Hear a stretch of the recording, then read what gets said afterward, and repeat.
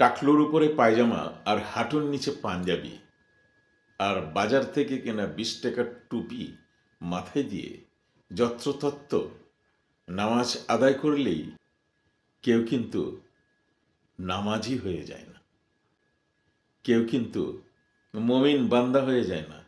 সভা সেমিনারে ওয়াজ নসিহত করলেই কেউ বিখ্যাত আলেম হয়ে যায় না।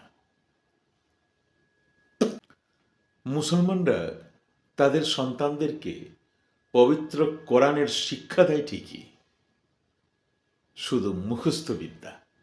কিন্তু দুঃখজনক হলেও সত্য, পবিত্র কোরআনের মর্মার্থ শিক্ষা দেওয়ার কেউ উদ্যোগ নেয় না। শুধু পবিত্র কোরআনের মুখস্থ বিদ্যার মধ্যেই সীমাবদ্ধ থাকে, যার ফলে ইসলামের সহি পথ থেকে তাদের বিচ্যুতি ঘটে গেছে।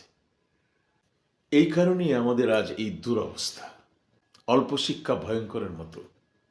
অথচ আশ্চর্যের বিষয় হচ্ছে কি জানেন, এই পবিত্র কোরআনের মর্মার্থ, এর গুরুত্ব আজ মুসলমানদের চাইতে বিধর্মীদের জীবন আচার্যে পরিলক্ষিত হচ্ছে, যার ফলশ্রুতিতে মুসলমানরা অনেকাংশে পিছিয়ে রয়েছে তাদের প্রচুর সম্ভাবনাময় দিকগুলো থাকা সত্ত্বেও। সুতরাং পবিত্র কোরআন মুখস্থ করলেই হবে না, এর মর্মার্থ আমাদেরকে পরিপূর্ণভাবে বুঝতে হবে, জানতে হবে।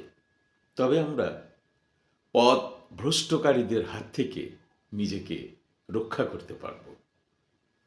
মহান আল্লাহ আমাদেরকে শয়তান এবং পথভ্রষ্টকারী মানুষের হাত থেকে আমাদের সকলকে রক্ষা করুন।